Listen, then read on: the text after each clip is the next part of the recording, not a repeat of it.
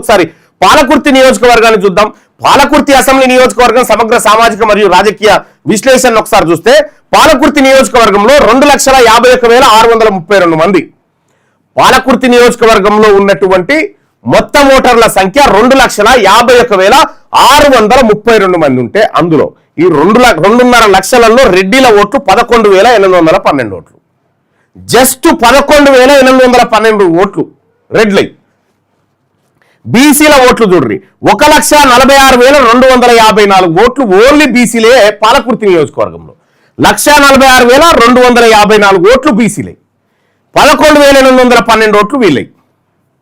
ఇక పాతగా ఈ పాలకుర్తి నియోజకవర్గం ఇప్పుడు ఇట్లయింది, కానీ అంతకంటే ముందు చెన్నూరు నియోజకవర్గంగా ఉండేది. అక్కడ చెన్నూరు, సో ఏది ఆదిలాబాద్ చెన్నూరు కాదు, అది వేరే.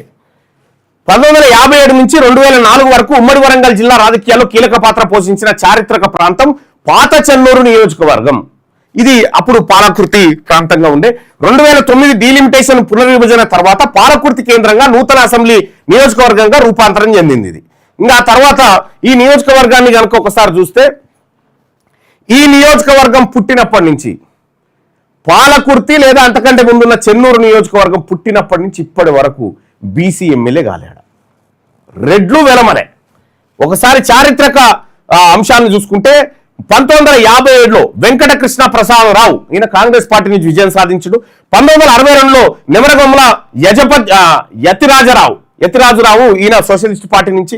ఆ తర్వాత నెమరగొమ్మల విమలాదేవి కాంగ్రెస్ పార్టీ నుంచి, కుందూరు మధుసూదన్ రెడ్డి స్వతంత్ర నుంచి, నెమరగొమ్మల యతిరాజారావు. ఇక్కడ చూడండి, నెమరగొమ్మల ఇదే ఒకే కుటుంబానికి సంబంధించి సోషలిస్ట్ పార్టీలో వీళ్ళు ఈ ప్రజల మూడు చేంజ్ అయ్యి సోషలిస్ట్ పార్టీ పోయి కాంగ్రెస్ వస్తుందన్నప్పుడు మళ్ళీ కాంగ్రెస్ లో దుంకిరు, మళ్ళా ఇంకొక పార్టీలో కూడా మారుతారు. ఇట్లా 1983 వరకు నెమరగొమ్మల యతిరాజారావు అక్కడ కాంగ్రెస్ పార్టీ నుంచి ఉంటే ఇక మళ్ళీ చూడండి మళ్ళీ టీడీపీలోకి వచ్చిండు. ఈయన నెమరగొమ్మల యతిరాజారావు టీడీపీలోకి వచ్చిండు.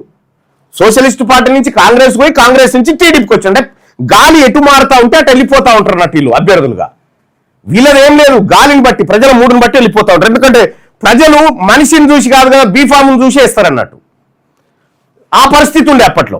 నెమరగొమ్మల సుధాకర్ రావు ఈయన తెలుగుదేశం పార్టీ నుంచి విజయం సాధిస్తే, దుగ్గ్యాల శ్రీనివాసరావు కాంగ్రెస్ నుంచి, ఎర్రబెల్లి దయాకర్ రావు టీడీపీ బీఆర్ఎస్ నుంచి, ప్రస్తుతం మామిడాల యశస్విని రెడ్డి కాంగ్రెస్ పార్టీ నుంచి అక్కడ విజయం సాధించిన అతి చిన్న వయస్కురాలైనటువంటి మహిళ.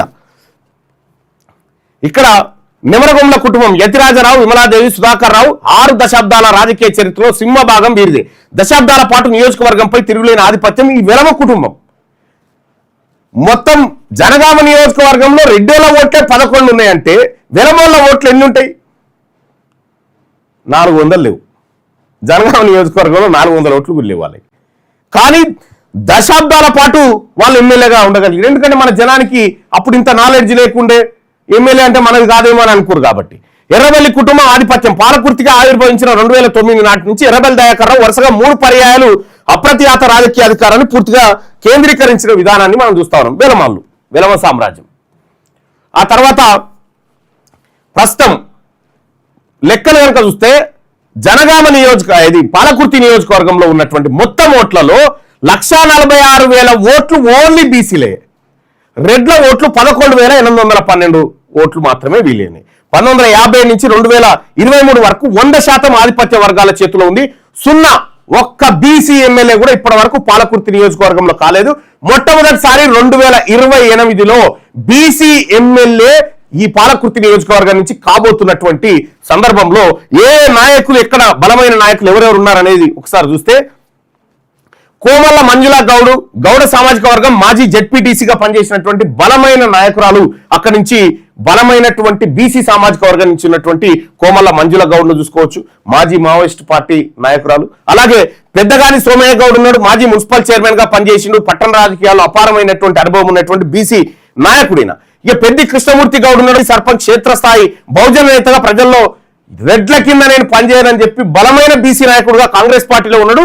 అయితే ఎక్కువ రోజులు కాంగ్రెస్ పార్టీలో ఏం కొనసాగాడు నాకు తెలిసిన కాడికి. అయితే ఇంకా వీళ్ళు కాకుండా క్షేత్రస్థాయి కలయిక ఈ బీసీ వర్గాల్లో వచ్చినటువంటి అలజడి నేపథ్యంలో బీసీలు మాత్రమే ఎమ్మెల్యే కావాలి పాలకుర్తి నుంచి అని చెప్పి బలమైన ఆకాంక్షతో ఇవాళ పాలకుర్తి నియోజకవర్గంలో నాయకత్వం అంతా ఉంది.